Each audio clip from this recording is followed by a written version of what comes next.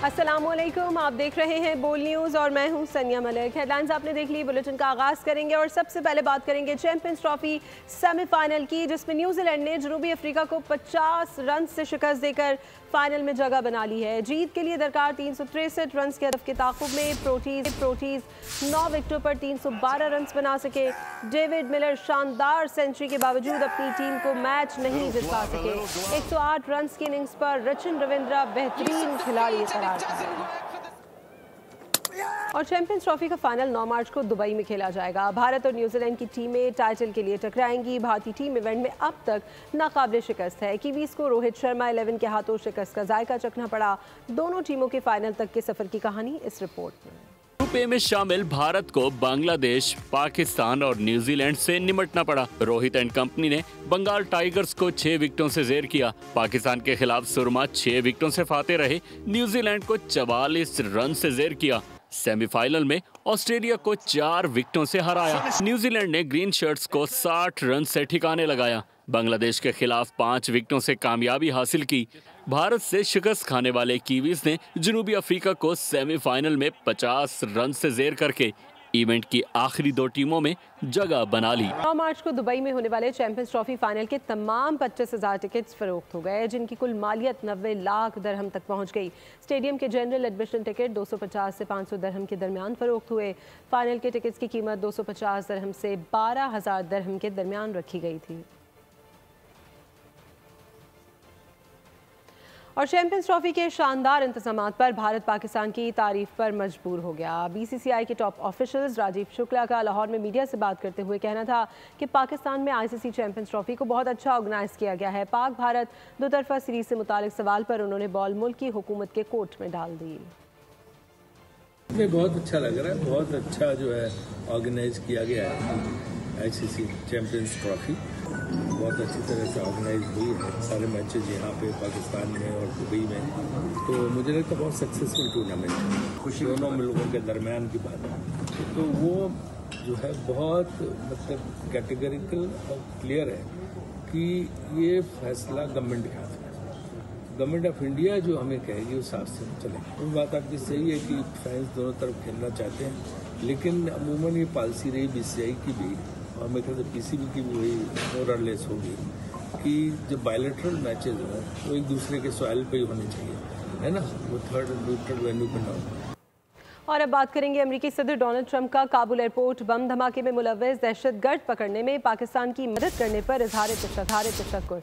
कांग्रेस के खिताब में कहा कि अमेरिका फिर से मैदान में आ गया है। हमने 1.5 माह में जितना काम किया उतना दीगर ने 4 साल में किया। इस दहशतगर्द को जल्द इंसाफ के कटहरे में लाएंगे। 2021 में अफगानिस्तान से इनखला अमेरिका की तारीख का सबसे शर्मनाक लम्हा था। ये ऐलान करके खुशी है कि अफगानिस्तान में दहशतगर्दी का बड़ा जिम्मेदार पकड़ा गया। हम अमेरिकी सदर डोनाल्ड ट्रंप का शुक्रिया अदा करते हैं कि उन्होंने अफगानिस्तान में इंसदाद दहशतगर्दी की कोशिशों में पाकिस्तान के किरदार का एतराफ़ किया। वज़ीर आज़म मोहम्मद शहबाज शरीफ का सोशल मीडिया पर पैगाम, पाकिस्तान ने हमेशा इंसदाद दहशतगर्दी की कोशिशों में एक अहम किरदार अदा किया है। पाकिस्तान दहशतगर्दों और अस्करियत पसंद ग्रुपों को किसी दूसरे मुल्क के खिलाफ कार्रवाई करने के लिए महफूज पनागाहों की फराहमी को रोकने पर यकीन रखता है। हम दहशतगर्दी के मुजाहरे से निमटने के लिए अपने अज़म पर साबित कदम हैं।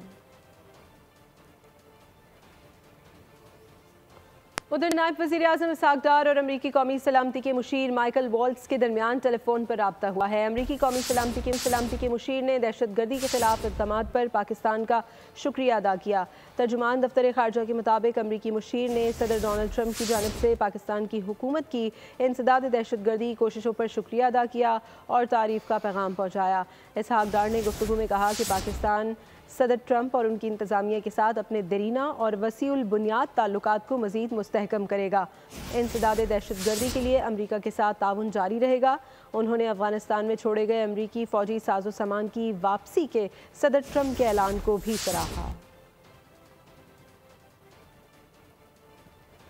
अमरीकी सेक्रेटरी दिफा पेट हेक्सेट ने भी अफगानिस्तान से ताल्लुक़ रखने वाले दहशतगर्द शरीफुल्लाह और जाफ़र के पकड़े जाने पर पाकिस्तान का शुक्रिया अदा किया है। बयान में कहा कि काबुल एयरपोर्ट पर हमले के मास्टरमाइंड को पकड़ने में अमरीका और पाकिस्तान ने मिलकर काम किया है। अमरीकी इंटेलिजेंस एजेंसी ने मालूमात फराहम की और पाकिस्तान ने दहशतगर्द सरगना को पकड़ा, जिसके लिए हम पाकिस्तान के शुक्रगुजार हैं। खबरों के सिलसिले को आगे बढ़ाते हैं। बन्नू कैंट पर हमले की मंसूबाबंदी। अफगानिस्तान में हुई तमाम 16 दहशतगर्द हलाक और 5 जवान शहीद हुए। मस्जिद और इमारत के मुतासर होने से 13 बेगुनाह शहरी शहीद और 32 जख्मी हो गए। ISPR के मुताबिक खवारिजी अनासर ने बन्नू कैंटोनमेंट पर दहशतगर्द हमले की कोशिश की।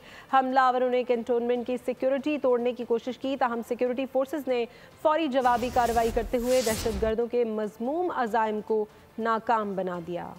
बहादुर सिपाहियों की बेमिसाल हिम्मत और पेशा वराना महारत बन्नू कैंट पर खारजियों का हमला नाकाम बना दिया। खारजी अनासिर ने बन्नू कैंटोनमेंट पर दहशतगर्द हमले की कोशिश की। हमलावरों ने कैंटोनमेंट की सिक्योरिटी तोड़ने की कोशिश की।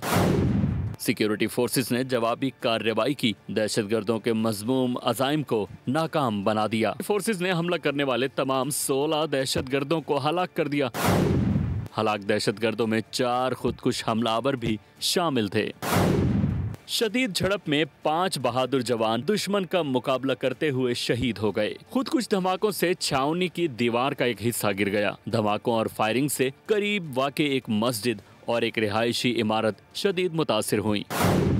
मस्जिद और इमारत के मुतासिर होने से 13 बेगुनाह शहरी शहीद और 32 जख्मी हो गए। ISPR ने कहा है कि पाकिस्तान अफगान अबूरी हुकूमत से तवक्को रखता है कि वो अपनी जिम्मेदारियों को पूरा करेगी। तवक्को है कि अफगान अबूरी हुकूमत पाकिस्तान के खिलाफ दहशतगर्दी की सरगर्मियों के लिए अपनी जमीन को इस्तेमाल करने से रोकेगी। सदर ममलिकत, वज़ीर आज़म और वज़ीर दाखिला ने बन्नू कैंट पर दहशतगर्दों के हमले की शदीद मजम्मत की है। खवारिज का हमला नाकाम बनाने और दहशतगर्दों को वासिले जहन्नुम करने पर सिक्योरिटी फोर्सेस को खराज तहसीन पेश किया। सदर आसिफ जरदारी का कहना था, कौम ऐसी मज़मूम कार्रवाइयों को मुस्तरद करती है।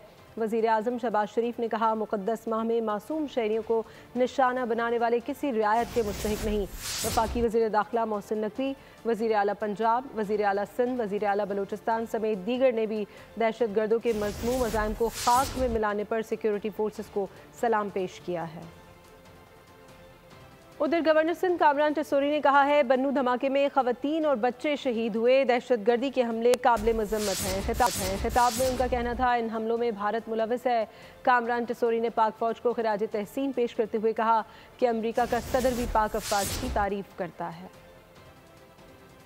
वाकया जिसने ये साबित किया है कि ये जो खवारिज हैं ये मुसलमान नहीं है।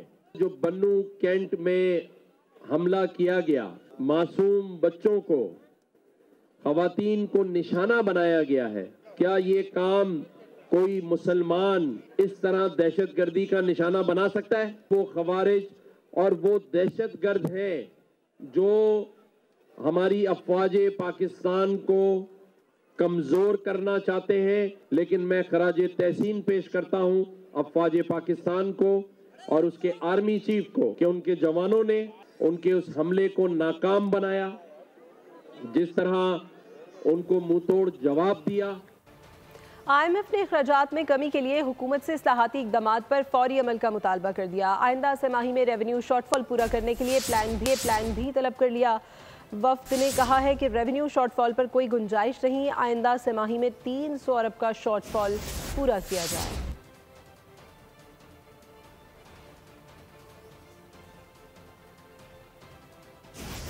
7 अरब डॉलर बेल आउट पैकेज के तहत कर्ज की दूसरी किस्त के हुसूल का मिशन। IMF और हुकूमत के दरमियान मुज़ाकरात। बिजली और गैस के गर्दिशी कर्जे पर काबू पाने के लिए क्या किया? आलमी मालियाती फंड ने हुकूमत से प्लान तलब कर लिया। गर्दिशी कर्जों में कमी के लिए वजारत तवानाई ने अब तक के इक़दामात से IMF वफ्द को आगाह किया। हुकाम ने ब्रीफिंग में बताया कि गर्दिशी कर्जे पर काबू पाने के लिए IPPs मुआहिदों पर नजर सानी की गई है। गैस सेक्टर में इस्लाहात और बिजली चोरी रोकने के लिए इक़दामात के हवाले से भी तफसीलात बताई।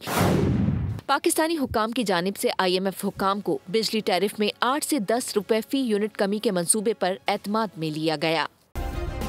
सब्सक्राइब करें और बेल दबाएं ताकि कोई खबर रह न जाए।